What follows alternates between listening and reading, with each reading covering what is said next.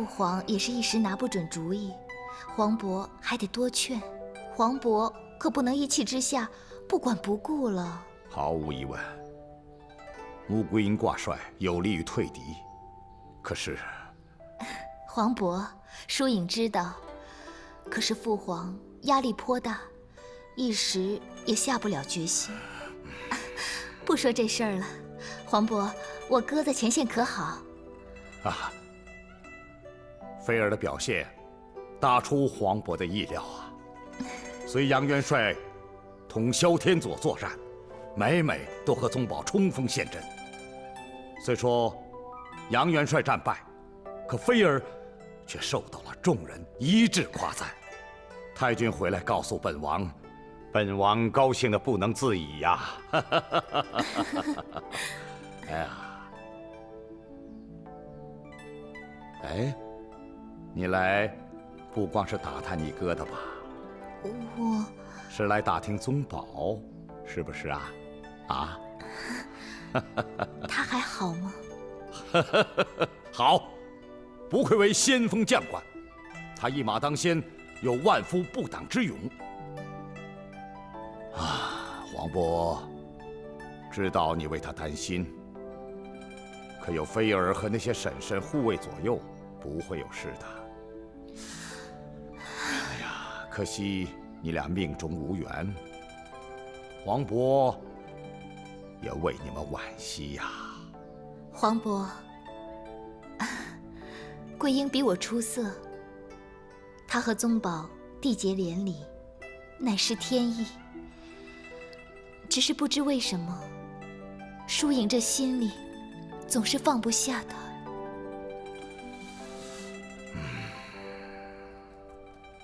哟，郡主，姑姑，皇兄，公主也在啊。啊，疏影向本王打听宗保的情况。疏影真是个好姑娘。是，郡主，请坐。哎，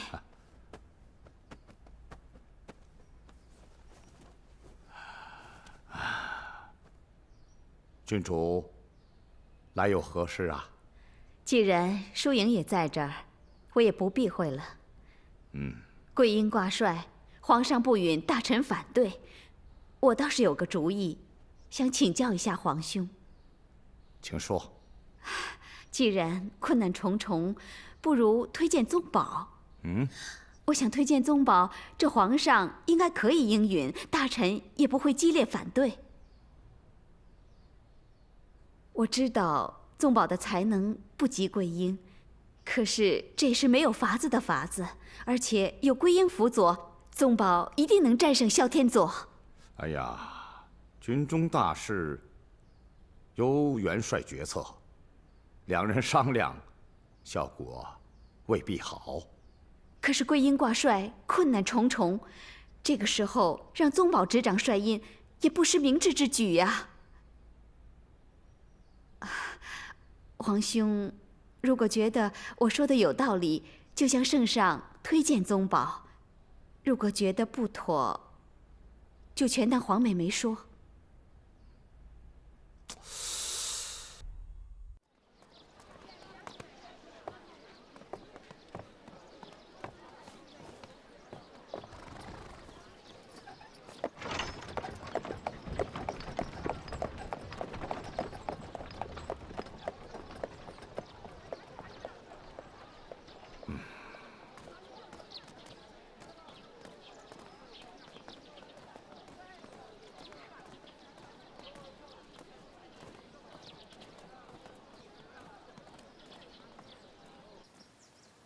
哎呀，可怜天下父母心呐！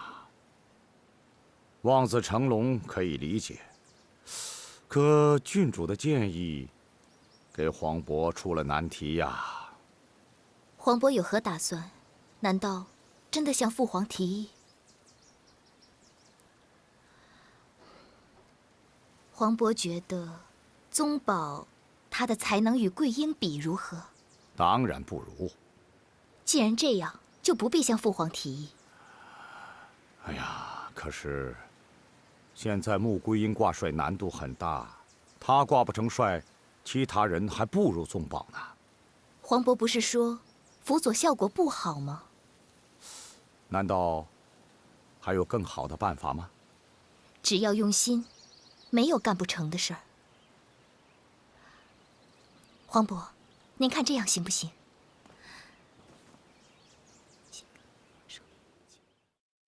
哎呀，到底该谁挂帅？本王以为还应该看天意。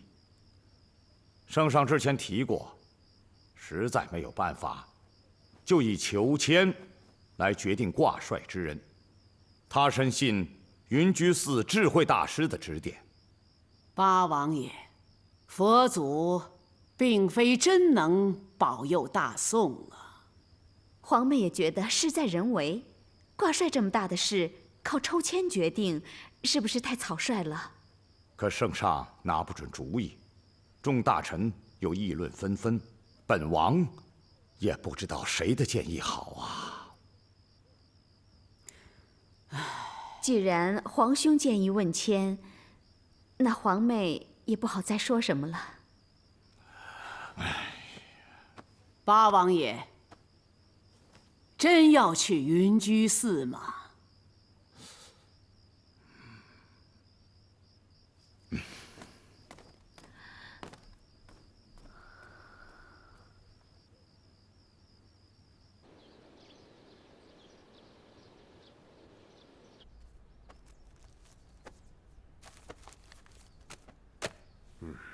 圣上，臣向您请罪了。皇兄不必了，不必了。朕知道你为咱们赵家操心了。昨夜，臣一直未能入睡。哦，思来想去，臣体会到圣上的不易。知道就好啊。既然圣上还下不了决心，不妨尽快去云居寺。哎，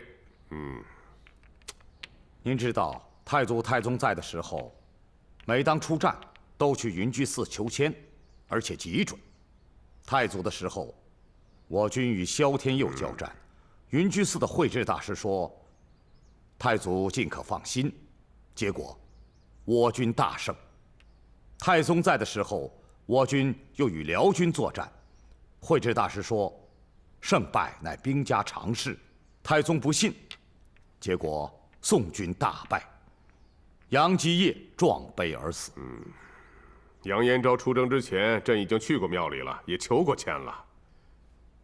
慧智大师说，一定要找到降龙墓。降龙墓找到了，可杨延昭又辞了帅，到底谁能挂帅？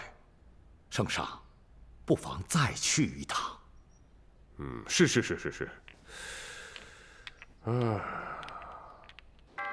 圣上，老衲已等候多时了。大师何以知道朕今日到此啊？冥冥之中自有安排。杨延昭出征前，朕来求过签。大师说，朕需得到降龙墓。如今朕得到降龙墓了，却不知所措了。老衲以为圣上心中自有打算。可是现在大宋江山面临着危机，朕实在不知道如何做方能万无一失啊！这事儿关系着大宋的命运，要不圣上就不会再次亲临云居寺了。破茧降龙军中帅，原是神木女主人。神木之上双龙巡，南飞中原驻天门。破茧降龙军中帅，原是神木女主人。原是神木女主人。慧智大师所说的可是穆桂英？顺其自然，便能水到渠成。慧智大师这几句话说的已经很明白了。欲破辽军，必须降龙墓。挂帅之人，就是降龙墓的女主人，木柯寨的穆桂英。谢慧之大师。哎，慧之大师，那接下来朕还需要注意什么呀？哎，您就一口气告诉朕吧。圣上要留心的，唯有信任二字。信任？朕该信任谁啊？大是大非。哎呀，大师这句话又是玄之又玄。请您明示。圣上不必担心，关键时刻自会有贵人相助。贵人？谁是贵人啊？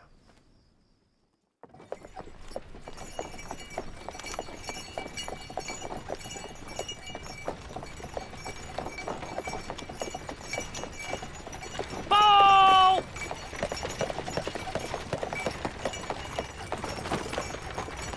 报！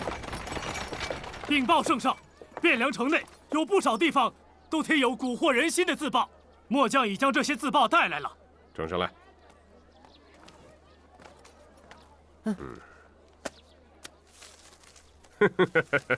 严仁昭为了控制兵权，打了败仗，还让他儿媳妇穆桂英挂帅。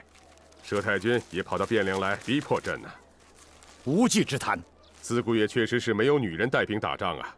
正合了宫里面大臣的话，我大宋真是没有男人了。城中情况如何？城中谣言四起，居民议论纷纷，不少地方还发生了骚乱，城中人心惶惶。速回皇宫。是。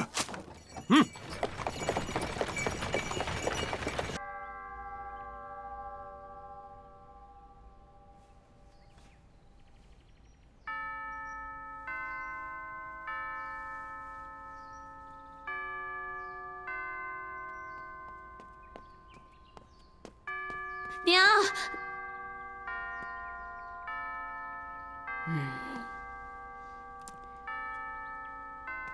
为何如此惊慌啊？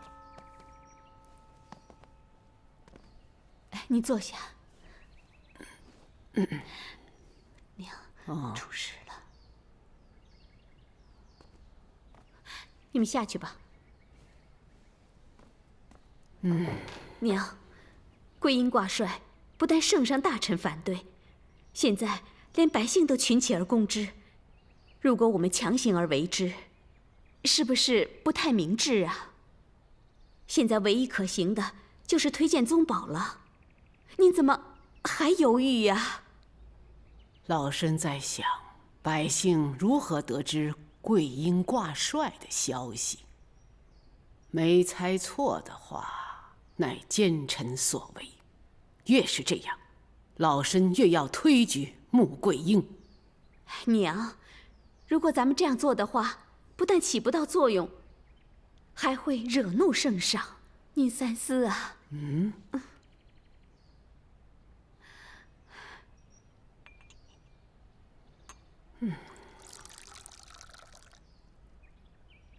圣上，您可知道自报和谣言是何人所为啊？臣没有猜错的话，是亲辽内奸干的。他们的目的就是想阻止穆桂英挂帅。哦，朕知道了。可是城中的百姓们反对，朕也不能封他为帅了。圣上，可是你想过没有？城中百姓的想法就是我大宋百姓的想法呀。可是穆桂英是目前最合适的人选。记着，民心不可欺呀。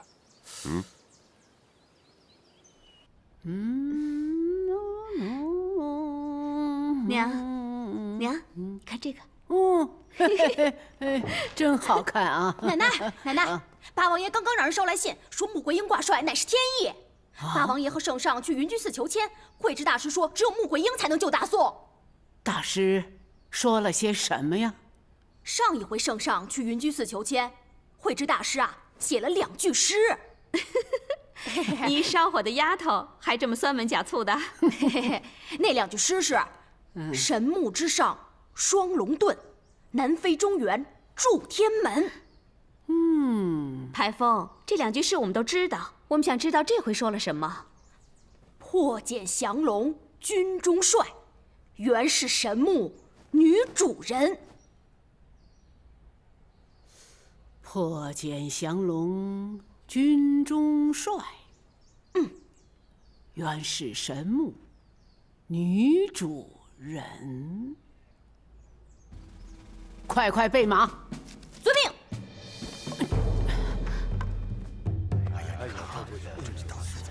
圣上驾到！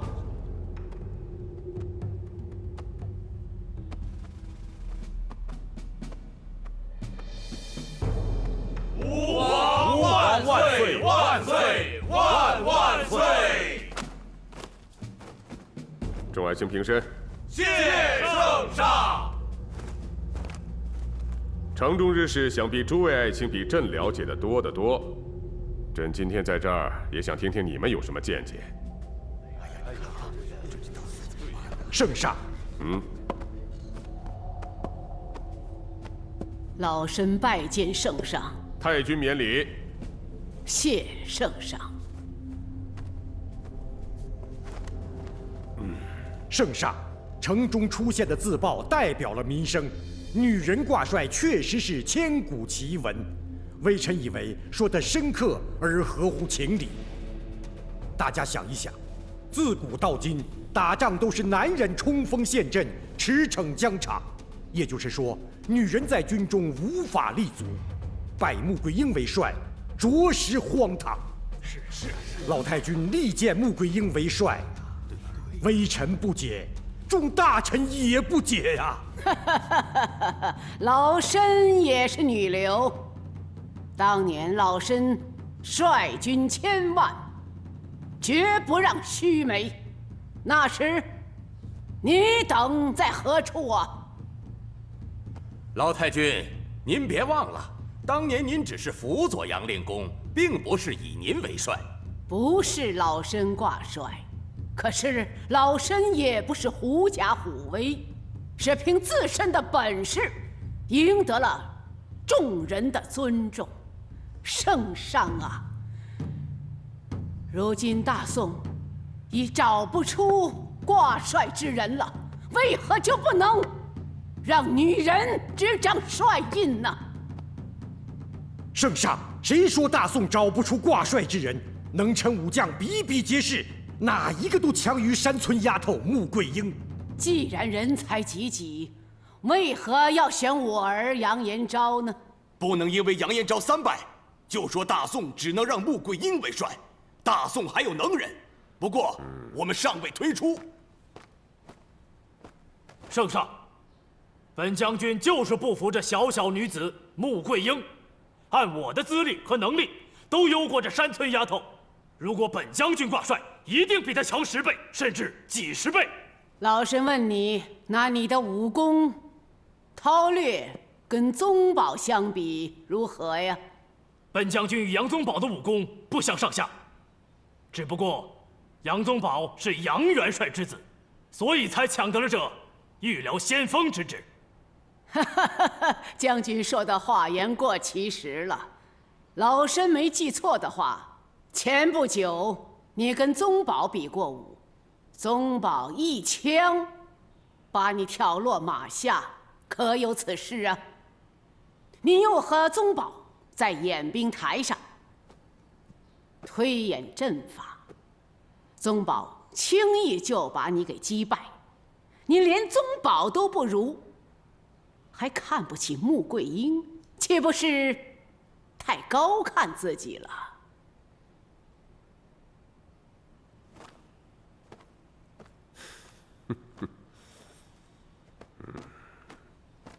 圣上，老太君光说他孙喜厉害，又强词夺理，本将军就不服他。如果推荐他为帅，大宋真是无男人了。不过本将军在这里敢说，他能和萧天佐抗衡，那么本将军就能胜过萧天佐。徐将军勇气可嘉呀！你可知道萧天佐大败我军靠的是什么？靠的是阵法。他那天门阵一共有108个阵法，阵阵变幻无穷。你想破解他的阵法，首先得精通阴阳五行。请问徐将军，你懂得阴阳之术吗？你连阴阳五行都不知晓，你还能同萧天佐对阵？笑话！邵老太君，你不必激怒我等。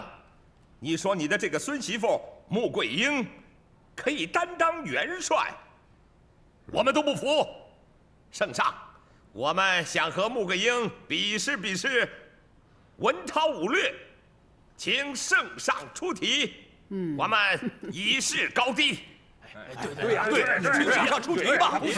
当下我军和辽军犬牙交错，前方战事10万祸及，哪儿还有时间找来穆桂英和各位比试啊？来不及了，前方战事不等人呐！请圣上明察呀，圣上。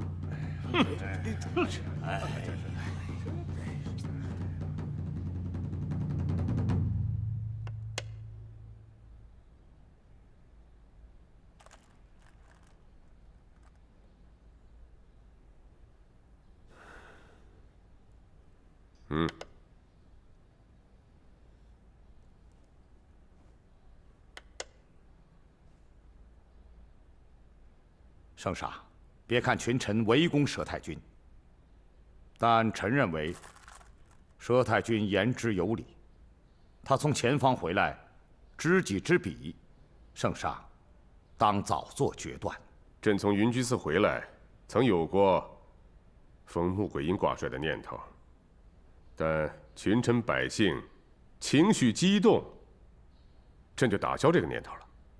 圣上，朕相信佛祖，但你想想，佛祖从来就没有真正保佑过大宋，但是群臣和百姓却能动摇我大宋的根基。是，朕也承认穆桂英天资聪颖，选穆桂英为帅是一步险棋。毕竟选女人为帅，闻所未闻呐。人家问得好，难道我大宋就没男人了吗？可是，朕知道皇兄想说什么。我们选个将才为帅，可能使我们雪上加霜，但我们还有回旋的余地。但是，假如穆桂英挂帅失算，那么群情激愤，我们便会陷入内忧外患之中，大宋江山岌岌可危啊！可是大宋真的无人呐。是啊，所以朕不能提穆桂英挂帅。自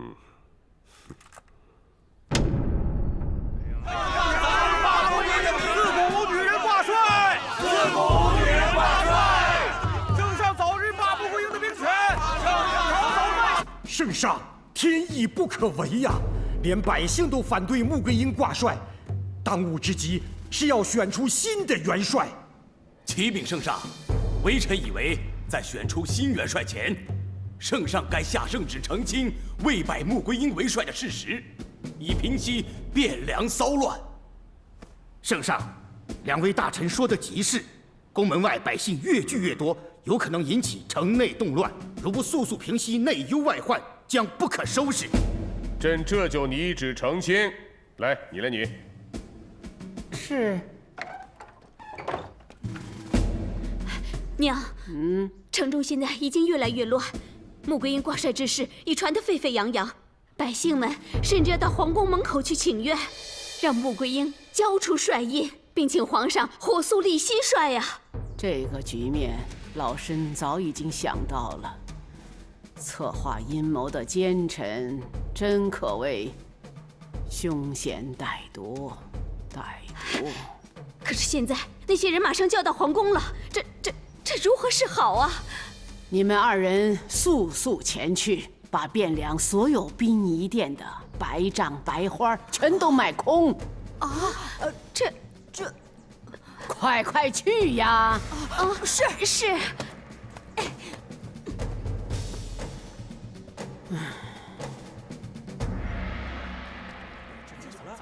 看大家怎么挂着白帐了？这睡死了吗？啊，这是用死是，哎，他们家谁死了呀？挂正了啊！这是不是谁战死了？再高点儿！这天波府怎么挂起白帐？是不是杨延昭或者杨宗保战死了？不会吧？哎，听说杨家死人了啊！这可是大事啊！来，大家都过来，过来！听我说啊，如果杨家人战死了，那辽军打到汴梁就用不了几日了。那怎么办呢？这怎么办？走，咱们去问个究竟。走。报！圣上，宫外请愿的人走了不少。走了不少？是，圣上。他们怎么轻易就走了呢？是不是叫人去了？奴才派人去跟踪，他们去了天波府。啊？去了天波府？去天波府干什么呀？他们说在天波府外挂满了白帐。挂满了白帐。哎呀，这是你看怎么挂白帐呢？是啊，你看那杨家人关系到汴梁和咱们的命运，这事咱们可得弄清楚啊！是啊。哎，这是不是谁战死了？哎呦，老太君出来！老太君，这会是谁呀？老太君，老太君，小人们本不该多问，但是这白帐是为谁挂的？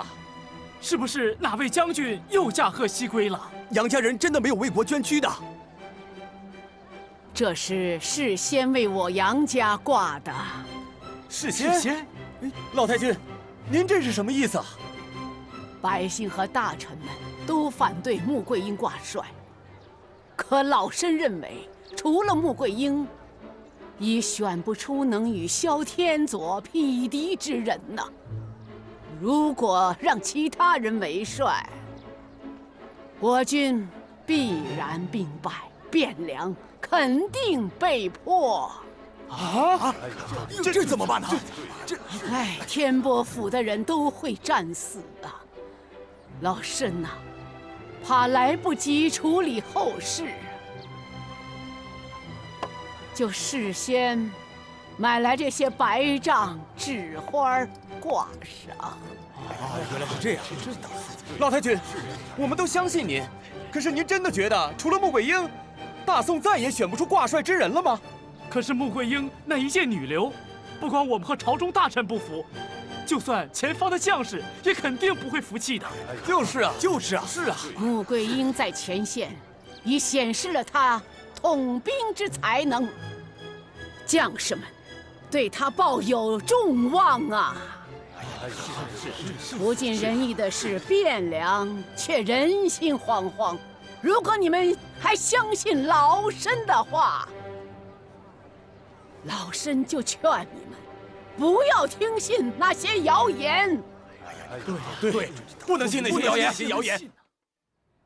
佘太君，你虽然劝退了那些请愿的百姓，可你在天波府挂出了白帐白花，你这是逼朕就范呐！让朕非得推这个穆桂英挂帅啊！老身岂敢逼迫圣上？老身所作事出有因。如果圣上和众大臣到了前线，见识到萧天佐神奇的布阵用兵，就不会认为老身夸大其词、耸人听闻了。你们不是说大宋找不出一个挂帅之人了吗？今天朕就告诉你们一位。谁呀？不错，朝中的确没有挂帅之人了。这个人在朝外。呼延赞。哎，呼延老将军不是去世了吗？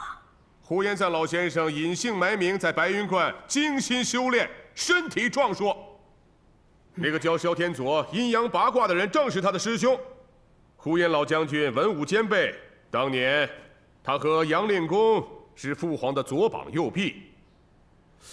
杨令公归天后，呼延老将军率军保护着大宋的边疆。你说他是不是挂帅之人呢？可是，呼延老将军能出来挂帅吗？朕也在思虑啊。无论如何，穆桂英是比试出来的。朕虽然事先派人给胡延老先生打过招呼了，但是他能不能出来和穆桂英一试，嘿嘿，还得靠您老人家了啊！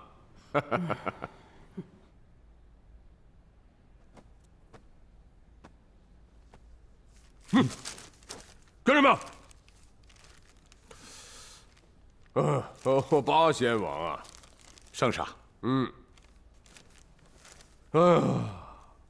胡延老先生和萧天佐打了胜仗之后，太宗就罢免了他的兵权。他愤愤地离开了厅堂，朕派人去劝说过几次，他都不肯下山。你去劝说劝说啊？可微臣听说，呼延老将军脾气暴躁，未必会给臣面子。是，他心中一定是有气的，但据说他还在研究兵书，关心战事，他有可能出山。你见着他，跟他说明太宗解除他兵权的缘由。呼延老将军忠心耿耿，想必他想得通，啊？好。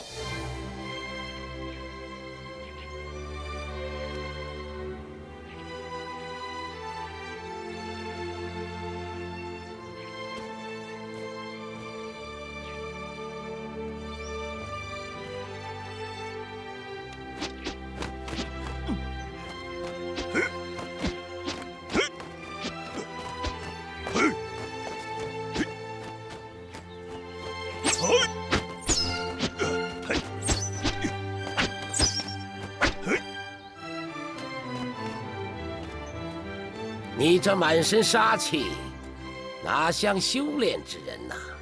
还是下棋吧，下棋，修身养性。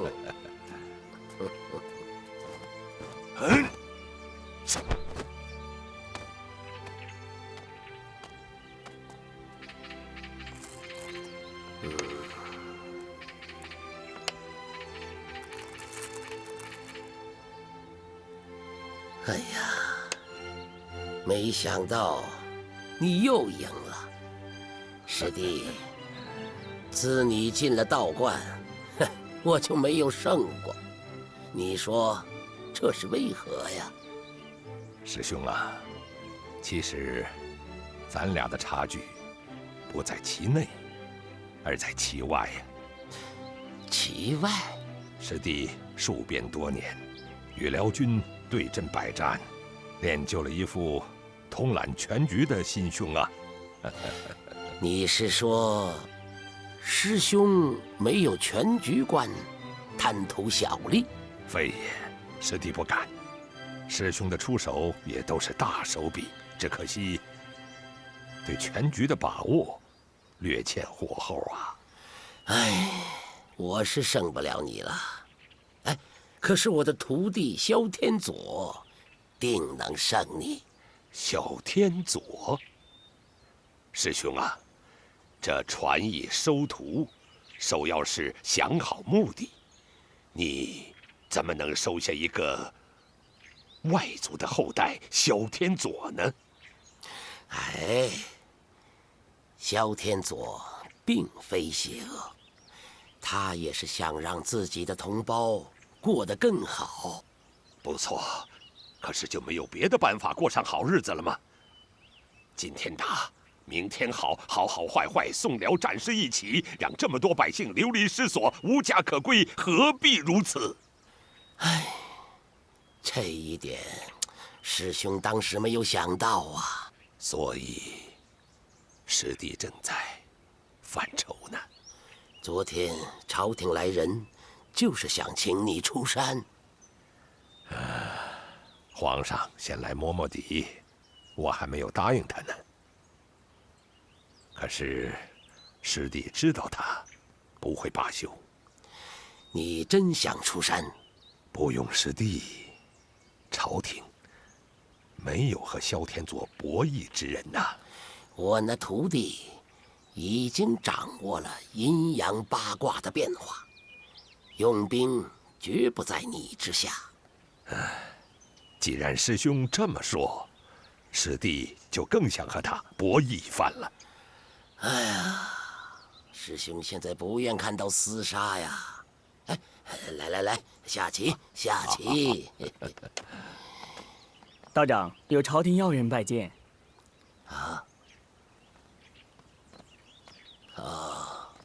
八贤王。呼延老将军。哎，贫道早已离朝多年，再称将军，岂不乱了名分？呼延道士身体可好？好啊，比20年前还好，道观清净。不像朝廷，又勾心，又斗角，伤心劳神呐。你既然来看望贫道，就在旁边看棋。如果有事相求啊，贫道劝你请回。来，我陪呼延老道士下棋。哎，八王爷请。好。不过，八王爷，我这可是一局败棋呀。哦，那贫道就失陪了。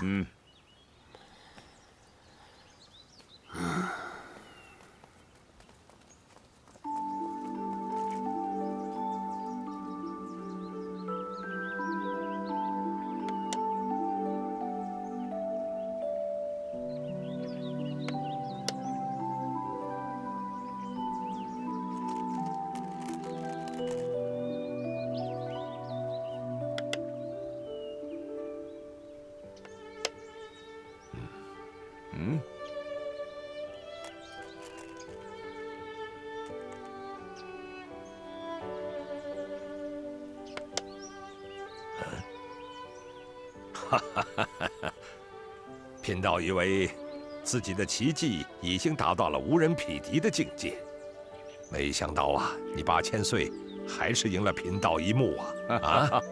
呼延老道士棋法求进，大棋观其强啊。晚辈棋风不温不火，呼延老道士掉以轻心了。既然你胜了贫道，贫道就不能演8000岁出关了。晚辈不再绕圈子了。前方战事10万火急，为了大宋，为了黎民百姓，圣上派微臣来恳请呼延老将军出山。你们道家历来提防武将，需要的时候为你们冒死厮杀，不需要的时候就剥夺兵权。没有兵权，谁来练兵？不练兵，岂能戍边呢？不但没有远见，而且是无情无义呀！呼延老将军只说对了其一，远在春秋战国，近在五代十国，哪一次动乱不是武将握有重兵引起的？太祖太宗削弱了武将的权力，不是为了赵家私利，而是为了社会安定、百姓乐业呀！削弱了武将的权力，是大宋兵力衰弱，才有了今天辽兵的进犯呢。不错，这是其中的原因。太祖太宗片面地汲取了诸侯割地的教训，重文抑武，才屡遭辽军侵犯。通过这次教训，圣上已经反思，相信圣上以后会处理好此事的。大敌当前，不是讨论那事儿的时候。本王待圣上请求呼延老将军出山。也好，你回去禀告圣上，如果拜我呼延赞为帅，明晨我就去觐见。圣上当然想拜老将军为帅，可是现在有一人和老将军相争。哦，谁呀？穆桂英。怎么是个女娃的名字呀？是个女娃，她是杨延昭之子杨宗保的夫人，穆克寨穆羽之女。哦，穆羽，沐浴过去和老夫是至交啊，也听说过他有一个小女儿。可是，一个女娃怎么能和老夫争帅印呢？穆桂英可不是凡人，她武艺高强，精通兵法，对阴阳八卦也很有研究。她先后战胜过杨宗保、佘太君和杨延昭。现在她在边关，虽为正式挂帅，却在统领大军。怎么可能？